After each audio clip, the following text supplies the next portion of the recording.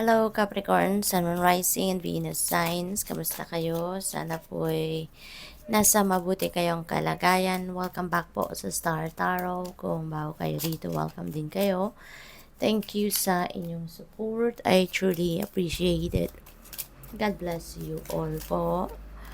Capricorn, pauna mensahe ninyo, take the helm. Be in control of your own ship. And be in control. Take charge of your life. No? Capricorn, yan ang mensahe para sa inyo. Kasi maaring hindi kayo nagdedesisyon para sa sarili ninyo. Maybe someone or people, other people are dictating what you need to do. Yung ganon. Siguro merong nagpapatakbo, no, ng buhay ninyo at hindi kayo yon. So kaya ito ang reminder para sa inyo, no. Take the helm, be in control of your own ship. Okay? What else? We have ambition.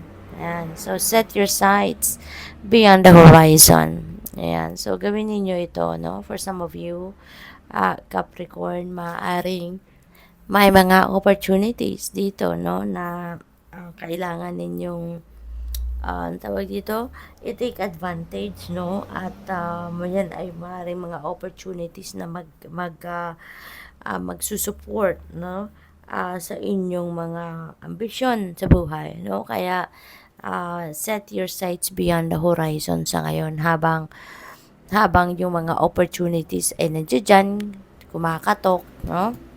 We have explore, maps show what has already been discovered, so go another way. Okay? So may mga most likely may mga bagong oportunidad rito na dumating at or dadating at yan ay siguro mga bago, no? This is uncharted territory, kumbaga. Hindi pa ninyo ito nasubukan, hindi pa ninyo ito mga nagawa, no? Kahit kailan, kaya parang it is for you to explore sa ngayon. So, which is good. What else? Self-care. Yan. Alagaan ninyo yung sarili, Capricorn. Okay? Maaring sobrang kayo sobrang pagod na kayo, sobrang busy siguro kayo sa mga ginagawa ninyo or marami siguro kayong laging ginagawa kaya nakakalimutan na ninyo or hindi na ninyo, kumbaga nanineglect na ninyo siguro, no, yung sarili ninyo. Kaya sa ngayon, iniimbitahan kayo na mag self-care kayo. Alagaan ninyo ang inyong sarili. Okay? At saka siguro din masyado kayong, alam mo yun, yung pag-uwi ninyo pagod na kayo, kaya hindi na kayo siguro nakakapagdasal man lang, yung ganon. So this is an invitation para sa iyo, no, na while you are taking care of many different things, while you are taking care of other people, also take care of yourself at the same time. Okay? So tignan natin kung ano pa ang mga mensahe para sa iyo for the month of March. Proposal, Capricorn. Baka merong marriage proposal dito for some of you. Kung hindi man ito romantic proposal, baka ito ay business proposal, no? Baka merong mag-offer sa iyo ng panibagong business venture or panibagong siguro partnership, yung gano'n, no? So, whatever the case may be, no? This is exciting. We have beware. Mag-iingat kayo. Be careful who you trust at this time. Mag-iingat kayo sa mga dealings ninyo with other people.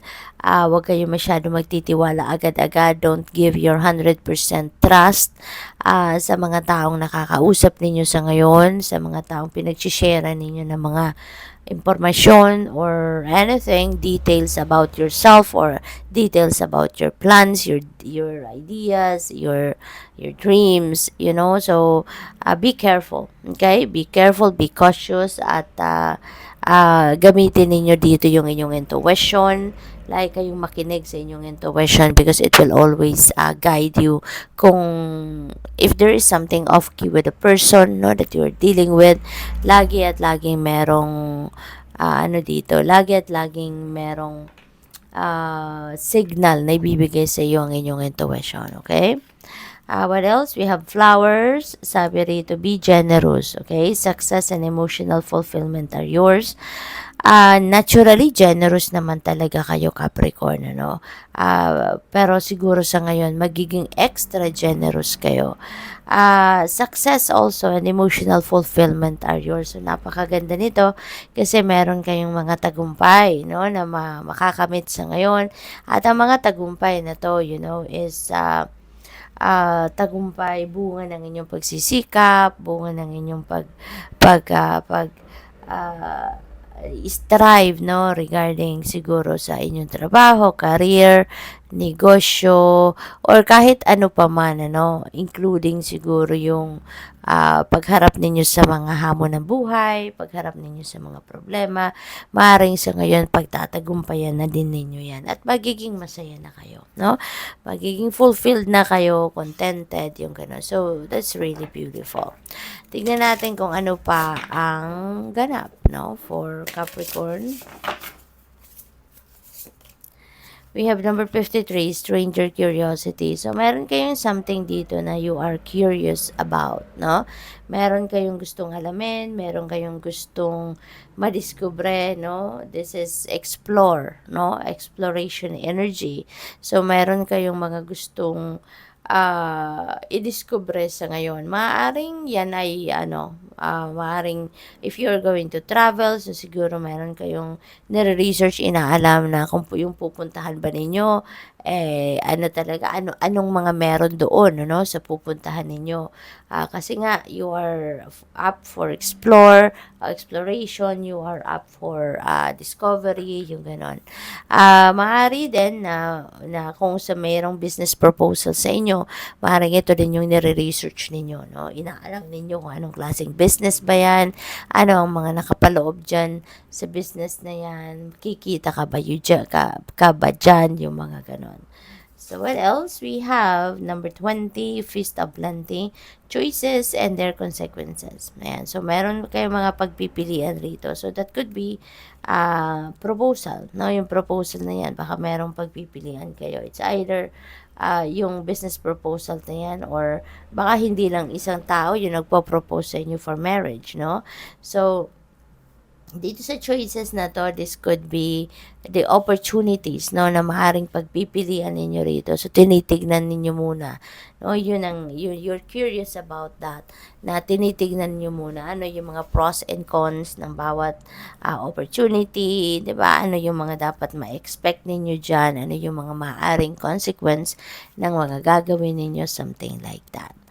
New beginnings. Wow, napakaganda, Capricorn, no? So, maraming pagbabago ang maaring maganap sa buhay ninyo talaga rito at magsisimula kayo ng mga bagong yugto, no? Sa iba't ibang parte ng buhay ninyo rito kasi hindi lang ito ay isang area ng buhay ninyo, no? This is new beginnings, no? So, hindi new beginning. So, marami-rami, no? More than one or two siguro, no? Dito ang sisimulan ninyong bagong chapter sa buhay ninyo, which is really good, no? So, good luck kasi very exciting ito for you, no? Na pagkakataong ito or na period na ito sa buhay ninyo. We have your commitment is being tested. Ayan. So, it's either commitment ninyo ito with your person or commitment ninyo ito sa kaibigan, commitment ninyo ito sa negosyo or anything, no? Or to anyone. So, matitest kayo dyan, no? You will be tested. Yung commitment ninyo will be tested kung gaano kayo ka-loyal, gaano kayo katyaga, kung gaano kayo ka-dedicated, no? Sa taong yan or sa business na yan or sa partnership. Emotions are running high, no? Maybe, kasi ano kayo dito parang mataas dito yung adrenaline ninyo kasi marami, may proposal kayo, so that's exciting. Meron mga dinidiscover kayo, you're curious about something as well. Tapos meron kayong mga new beginnings. So talagang your emotions will be running high sa ngayon kasi yung marami kayong sisimulan, maraming activities, marami kayong excitement, no, na mararamdaman sa ngayon. We have expect powerful change. Ayan na nga, no? So, yung new beginnings na to, maybe this is a very powerful change, a beautiful change na magaganap. Maaring maraming movement, maaring maraming sitwasyong magbabago sa buhay ninyo dito na magkakaroon ng malaking epekto, no? Malaking pagbabago siguro ito talaga. So, good luck. Thank you for watching. Love and light. Namaste.